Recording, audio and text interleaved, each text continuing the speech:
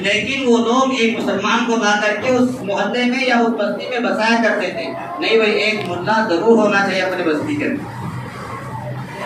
اتنا اکرام اتنا احترام کیا کرتے تھے، ہماری اذانوں کا اتنا اکرام اور احترام کیا کرتے تھے، ہماری مسجدوں کی وہ بھی فکر کیا کرتے تھے کہ اللہ نے ہمیں بہت وسیع مسجدیں دی تھی، لیکن ہم نے ان کی حفاظت نہیں کی، ان کی حفاظت کا بندوبست نہیں کیا۔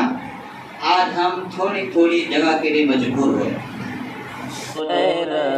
السلام علیکم ورحمۃ اللہ وبرکاتہ۔ ناظرین، اگر آپ ہمارے چینل میں نئے ہیں تو ہمارا چینل یسر چینل کو سبسکرائب کریں اور بیل آئیکن کو دبائیں تاکہ نئے ویڈیو اپلوڈ ہوتے ہی آپ تک نوٹیفیکیشن کے ذریعے پہنچ سکے۔ جزاک اللہ۔ لیکن ظالموں کی حکومت نہیں چل سکتی۔ اگر ظالم مسلمان بھی ہو یا ظالم کافر ہو، دونوں کی حکومت نہیں چلے گی۔ ہاں اگر کافر ظالم نہیں ہے، اللہ اس کی حکومت کو لمبا چلائے، اس لیے کہ ظلم اللہ کو برداشت نہیں ہے، چاہے مسلمان کرے چاہے غیر مسلم کرے۔ ظلم یہ بہت خطرناک چیز ہے، یہ عرش الہی کو ہلا دیتی ہے۔ مظلوم کی بد دعا عرش الہی کو نے حکومتوں کو نیست و نابود کر دی۔ یہ حکومتیں ویسی نہیں گئی کہ ہمارے اعمال کی وجہ سے گئی، اس لیے اپنے اعمال کو اپنی نیتوں کو ہمیں درست کرنا۔ تو بات چلی تھی کہ اللہ نے ہمیں بہت وسیع مسجدیں دی تھی، لیکن ہم نے ان کی حفاظت نہیں کی، ان کی حفاظت کا بندوبست نہیں کیا۔ آج ہم تھوڑی تھوڑی جگہ کے لیے مجبور ہوئے۔ مجبوری تو ہے، ورنہ ایک وقت یہ تھا کہ مسجدوں کا پورا انتظام حکومت کیا کرتی تھی مغلیہ دور کے اندر، حکومت کیا کرتی تھی، اس کا انتظام جگہ عمارت سب حکومت کیا کرتی تھی۔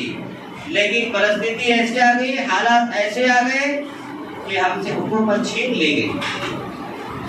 یہ ہمارے اعمال کی وجہ سے آج ہم ذرا سی جگہ لینے کو ترس رہے ہیں، اتنی غربت بھی آ گئی کہ ہم بڑی جگہ لے نہیں سکتے، ایسے حالات ہم پر آ گئے،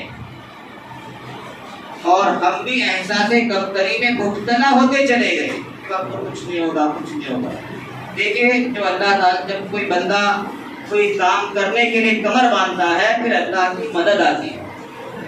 ہم سوچتے ہیں کیا کریں گے کیا کریں گے، نہیں، جب کرنے والا تو اکیلا جب کھڑا ہوتا ہے پھر لوگ اس کے پیچھے چل پڑتے ہیں، چلو بھائی یہ بندہ ہے کام کرنے والا، ہم اس کے پیچھے لگیں گے۔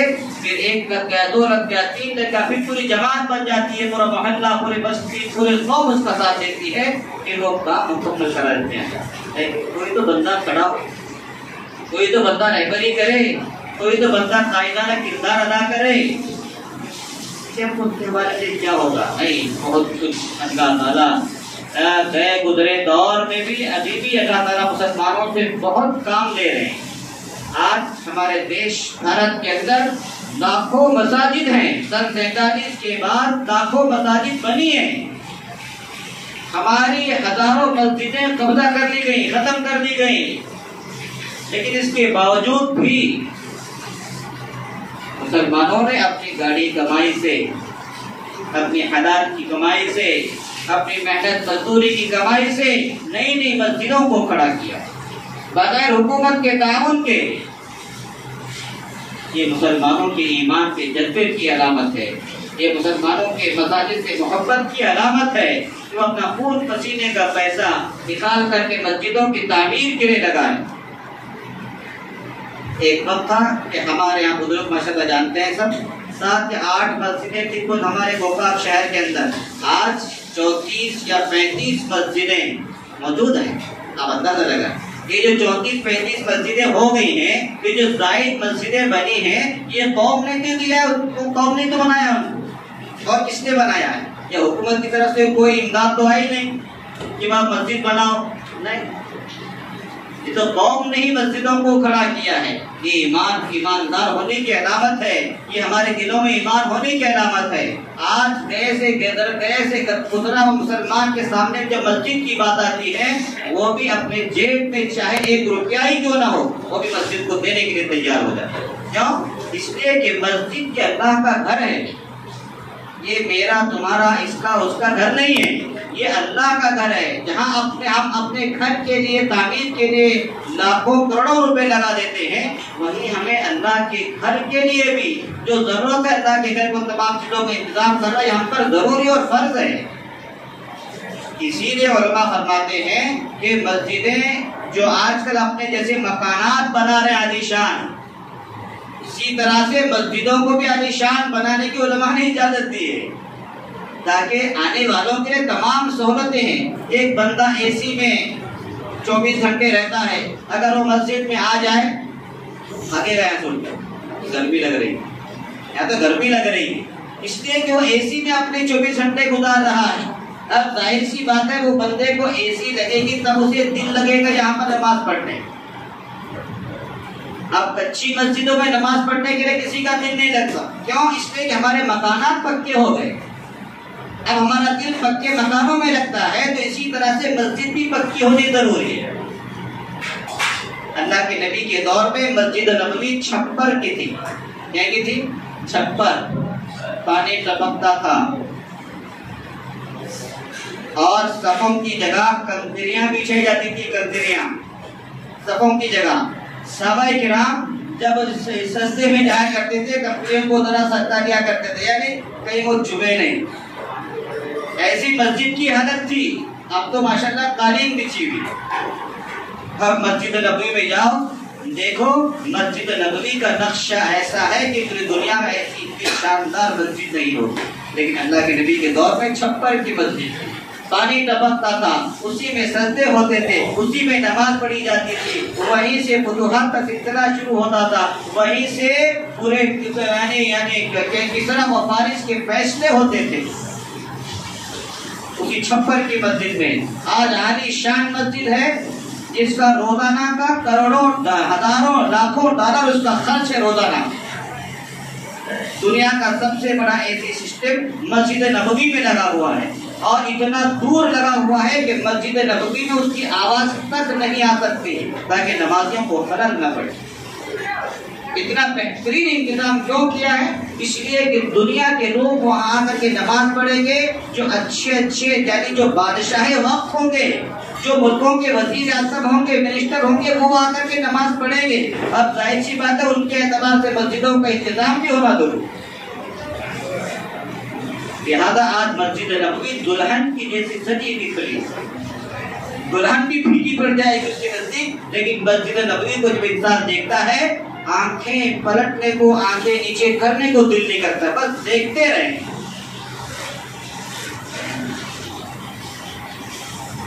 تو یہ مسجدیں ہیں, اللہ ہے, یہ اللہ کے گھر ہیں. جب مسجد نبوی بنائی جا رہی تھی, اس وقت جب اللہ کے نبی سب سے پہلے مسجد یعنی مدینہ منورہ کے اندر داخل ہوئے ہیں, تو اللہ کے نبی نے سب سے پہلے مسجد کا انتظام کیا. دیکھیے مسجد جس محلے میں ہوتی ہے, اللہ تعالیٰ اس محلے کو آباد کرتے ہیں. مسجد جس محلے میں ہوتی ہے, اللہ تعالیٰ اس محلے کے اندر ان لوگوں کی ایمان کی حفاظت کرتے ہیں, اور بہت فائدے اللہ نے رکھے. اس لیے کہ اللہ کا گھر جہاں بن جاتا ہے, پھر اس کے آس پاس کے رہنے والوں کی اللہ تعالیٰ مسجد کے ہونے کی وجہ سے, آباد ہونے کی وجہ سے ان پورے محلوں کو, پوری بستیوں کو آباد کرتے ہیں. پہلے جو غیر مسلم ہوا کرتے تھے بیچارے دیہاتوں میں, آج بھی یہ ماحول ہے. اگر بستی میں کوئی ملا نہ ہو تو دوسرے بستی سے لا کر کے پکڑ کر کے بستی میں بسایا کرتے تھے. یعنی ایک مسلمان کا ہونا ضروری ہوا کرتا, ایک ملا کا ہونا ایک بستی کے اندر, چاہے کھیڑے میں سب ہندو ہوں, لیکن وہ لوگ ایک مسلمان کو لا کر کے اس محلے میں یا اس بستی میں بسایا کرتے تھے. نہیں بھائی, ایک ملا ضرور ہونا چاہیے اپنے بستی کے اندر. اتنا اکرام اتنا احترام کیا کرتے تھے، ہماری اذانوں کا اتنا اکرام اور احترام کیا کرتے تھے، ہماری مسجدوں کی وہ بھی فکر کیا کرتے تھے۔ لیکن یہ ماحول بن گیا ہے، یہ ماحول ایک برسات کے موسم کی طرح سے ہے، یہ ماحول بس ہمیں چھتری لگا کر کے کرنا ہے چند دن کے لیے، انشاءاللہ پھر ماحول بہتر ہو جائے گا، موسم بدل جائے گا۔ لیکن نا امید نہیں ہونا ہے کہ یہ پورے 12 مہینے برسات ہوتی رہے گی، نہیں، 12 مہینے کیچڑ رہے گا، ایسا نہیں ہے۔ یہ بارش کا موسم ہے، ختم ہو جائے گا، حالات ایسے ہیں نکل جائیں گے۔ اپنے آپ کو مضبوط رکھنا ہے، ہمیں اللہ کی ذات پر امید ہے، اللہ کی ذات پر یقین ہے۔ تو بہرحال اللہ نے ہمیں ایک بہترین موقع دیا، تو اللہ کے نبی نے سب سے پہلے جو کام کیا ہے مسجد نبوی کا کام کیا ہے، مسجد نبوی کی زمین خریدی۔ بھائی زمین ہم کو لینا ہے، مسجد کے لیے خریدنا ہے، بولو بھائی کیا کریں؟ اللہ کے نبی نے پوچھا، اللہ کے نبی نے ایک جگہ پسند کی، پوچھا گیا کہ کس کی جگہ ہے؟ کسی نے بتایا کہ 2 یتیم بچوں کی جگہ، وہ جو جگہ ہے 2 یتیم بچوں کی جگہ ہے۔ اللہ کے نبی نے ان کو بلایا، جو بھی ان کے رشتہ دار تھے کہنے لگے بھائی آپ مسجد کے لیے لے رہے ہیں تو ایسے ہی لے رہے ہیں۔ اللہ کے نبی نے فرمایا نہیں، ہم مسجد کے لیے ایسے ہی نہیں لیں گے، بلکہ ان یتیم بچوں کا جو بھی اس کی قیمت بنتی ہے اس کی قیمت ہم ادا کریں۔ اللہ کے نبی نے مسجد نبوی کے لیے جگہ فری میں نہیں دی ہے، بلکہ ان یتیم بچوں کا جو حق تھا، جو اس کی قیمت تھی، وہ قیمت حضرت ابو بکر صدیق نے سب سے پہلے ادا کی۔ سب سے پہلے مسجد اللہ کے نبی نے شروع کی، اور سب سے پہلے حضرت ابو بکر صدیق نے اس مسجد کے لیے جگہ خرید کر کے۔ کیوں؟ اس لیے کہ ہم اللہ کا گھر بنانے جا رہے ہیں۔ اللہ کے گھر میں جو وہ ذات کرے گا، کشادہ کرے گا، اللہ ان کے مکانات میں بھی کشادہ کریں گے، اللہ ان کے کاروبار میں برکت دیں گے، اللہ ان کے نسلوں میں ایمان کی حفاظت کریں گے۔ انما یامر مساجد اللہ من آمن باللہ والیوم الآخر، مسجدوں کا یعنی مسجدوں کی تعمیر اور مسجدوں کا آباد وہی لوگ کرتے ہیں جن کے دلوں میں ایمان ہوتا ہے، جو آخرت پر یقین رکھتے ہیں۔ ہمارا آخرت پر یقین یہ سب سے بڑا ایمان ہے، سب سے بڑا ایمان ہے۔ ہمارا ایمان یہ ہے کہ اگر ہم اللہ کا گھر یہاں بنائیں گے، اللہ ہمیں جنت میں مکان بنا کر کے دیں گے، یہ ہمارا یقین ہے۔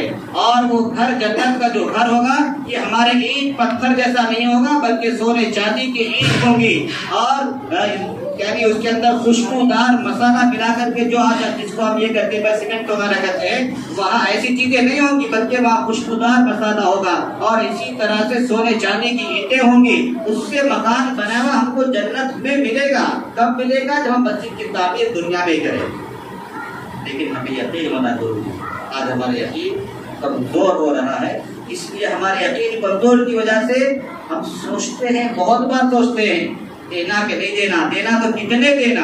بھئی اللہ کے راستے میں جو چیز دی جا رہی ہے وہ کبھی ضائع نہیں ہو سکتی، بلکہ اللہ کے یہاں جیسے بینک میں جمع ہو جاتی ہے وہ چیز اور وہ بڑھتی رہتی ہے، اسی طرح سے اللہ تعالیٰ کے لیے چیز ہم نے آگے بھیج دی ہے۔ اللہ میں اس مسجد کے لیے رقم دے رہا ہوں، اب وہ رقم جو ہے اتنی نہیں رہے گی بلکہ بڑھتی رہے گی، بڑھتی رہے گی، یہاں تک کہ اللہ تعالیٰ جب وہ اس کے سامنے وہ چیز کھل کر کے آئے گی تب تمنا کرے گا کاش پوری مسجد کا خرچ میں اکیلا دیتا، تب بھی میری خواہش پوری نہ ہوتی، تب تمنا کرے گا، لیکن وہ وقت نکل چکا ہو۔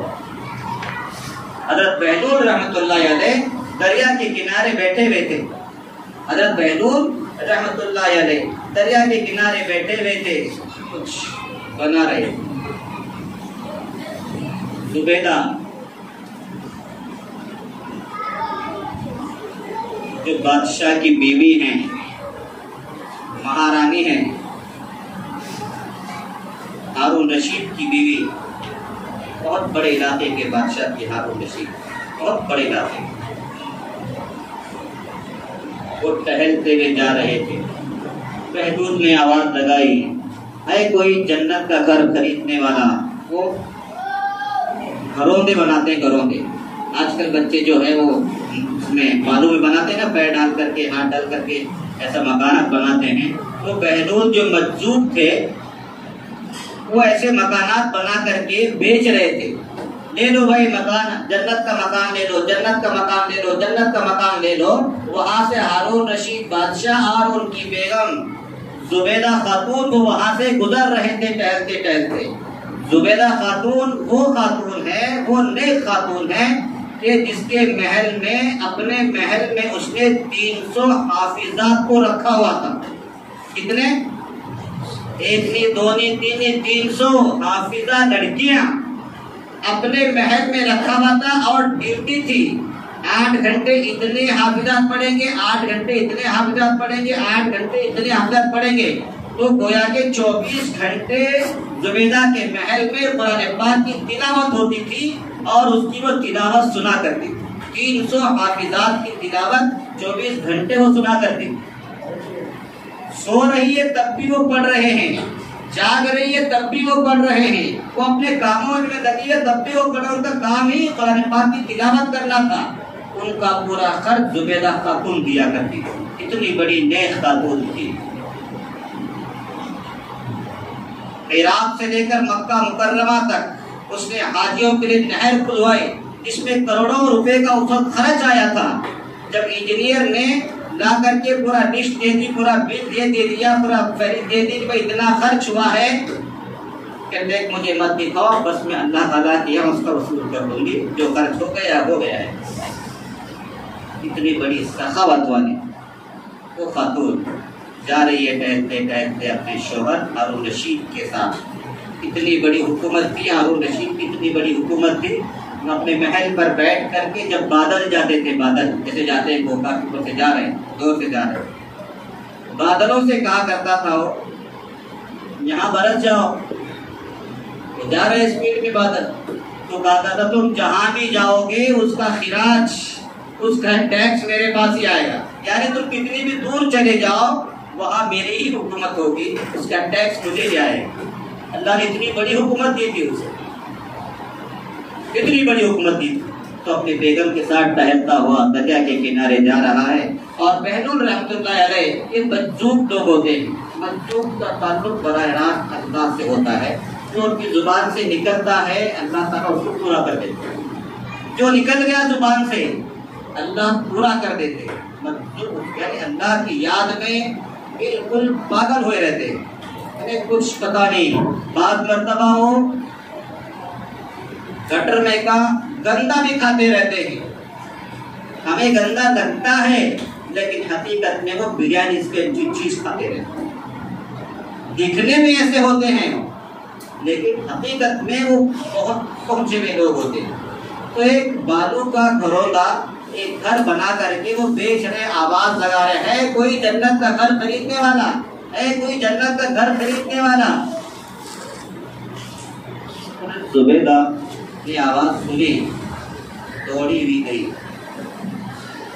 بادشاہ آگے نکل گیا، وہ مجذوب کے پاس گئی. کتنے میں بیچ رہے ہو؟ کہنے لگے 1 درہم میں بیچ رہے. 1 درہم میں بیچ رہا. نکالا اپنا 1 درہم نکالا، نکال کر کے مجذوب کو دے دیا. کہنے لگا ٹھیک ہے میرا گھر میرے نام کر. ایسا انہیں سے کر دیا. وہ معلوم ہے یہ تمہارے نام ہے، جاؤ جنت کا گھر تمہارے. 1 درہم میں نکل گئے. آگے نکل گئے، 1 درہم میں خرید دیا جنت کا گھر. رات بادشاہ سو گئے، رات میں خواب میں آئے، جنت کا منظر نظر آ رہا. ہارون رشید بہترین ایک محل نظر آ رہا اور اوپر لکھا ہوا ہے زبیدہ خاتون. جنت میں سیر کر رہے کون؟ ہارون رشید ان کے شوہر. اور جنت میں جو مکان نظر آ رہا اس پر لکھا ہوا ہے زبیدہ خاتون. بیوی کا گھر ہے. اندر جانے لگے، وہاں داروغہ ٹھہرے تھے. روک دیا، کہاں جاتے ہو اندر؟ نہیں میں مکان، یہ میری بیوی کا مکان میں اندر جا رہا ہوں دیکھنے کے لیے. نہیں تم نہیں جا سکتے، صرف تمہاری بیوی جا سکتی. ایک دم سے ہی ہٹ بڑھا کر خواب دیکھ رہے تھے رات میں. ہارون رشید ہٹ بڑھا کر کے اٹھے، فوراً بیوی کے پاس آئے. کہتے کہ ایسا تم نے کون سا کام کر دیا کہ تمہارا محل میں نے جنت میں دیکھ لیا؟ عجیب بات لگی اس کو. کوئی بات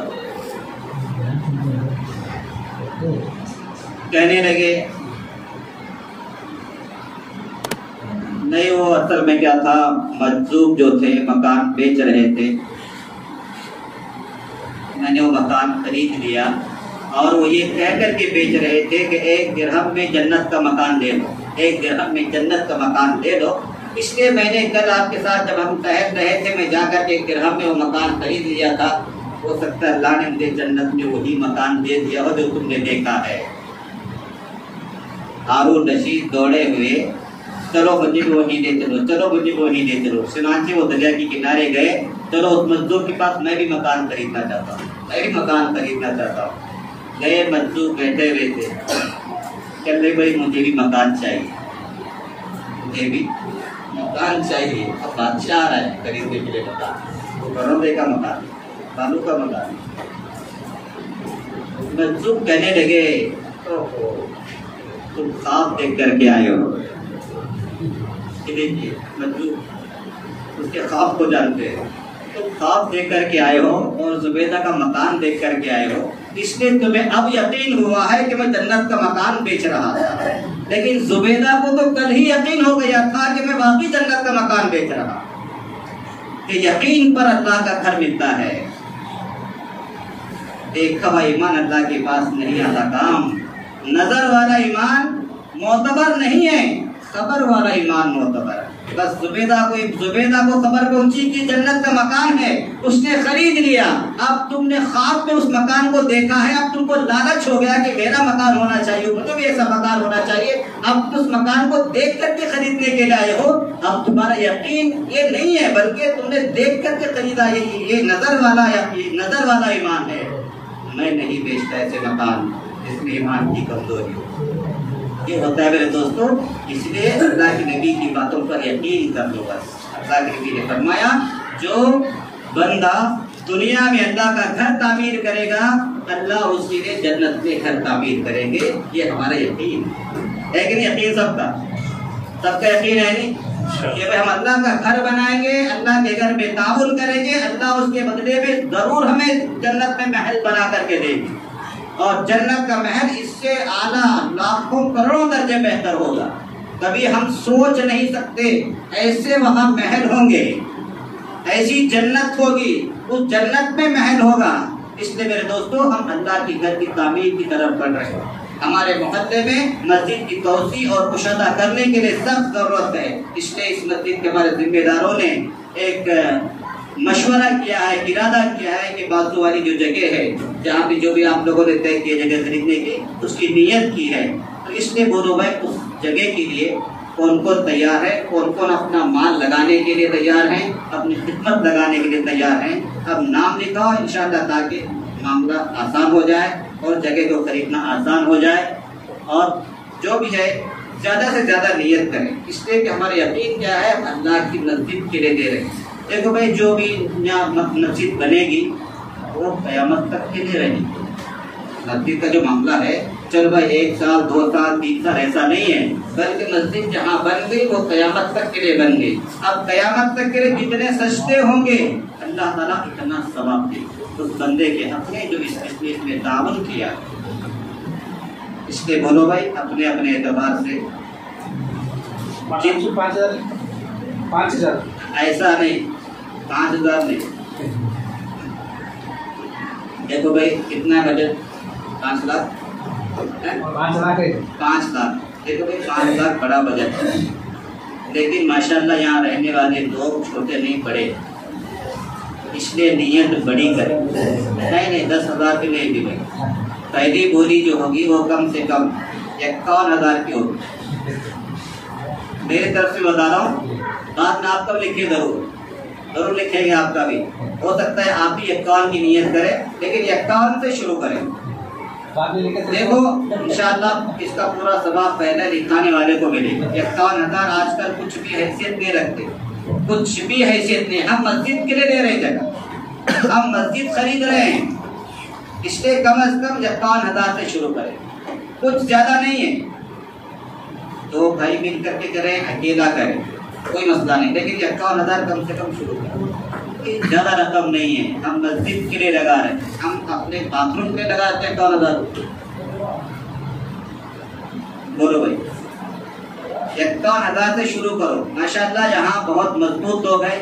دیکھو بھائی یہ مسجد وسیع بیچارے مسئلہ معلوم ہے، یہاں غریب لوگ رہتے ہیں، لیکن دل کے بہت امیر ہیں، ہمیں معلوم ہے دل ان کا بہت بڑا ہے، دعائیں ملیں گی انشاءاللہ۔ اس لیے میں نیت کرے 51,000 کم سے کم شروع ہو۔ یہ کوئی دکھاوے والی چیز نہیں ہے، بلکہ آپ کی وجہ سے دوسرے بھی نیت کریں۔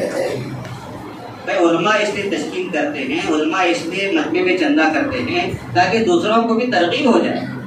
اس میں دکھاوے والی کوئی چیز نہیں ہے، بلکہ ہمیں تو اللہ کے لیے کرنا ہے، ہمیں تو دینا ہی دینا ہے، اللہ کے لیے دینا ہے۔ لیکن میرے دینے کی وجہ سے اگر 10 لوگ اور کھڑے ہو گئے اس کا ثواب اس کو مل جائے۔ بولو بھائی، کم سے کم 51,000 روپے کوئی بڑی چیز نہیں ہے۔ اور آج کل تو مہنگائی کا دور ہے، مہنگائی ہے، بہت زیادہ مہنگائی ہے۔ دیکھو بھائی 5 لاکھ روپے ہے، بہت بڑی چیز ہے، اس لیے کہ اگر یہ مسئلہ محلے سے حل ہو جائے تو ٹینشن ہی ختم، معاملہ ہی ختم۔ اس لیے ہر آدمی نیت کرے بھائی، تو ایک آدمی ایسا کھڑا ہو جائے جو 51,000 روپے کے لیے کرو بھائی، نیت کرو۔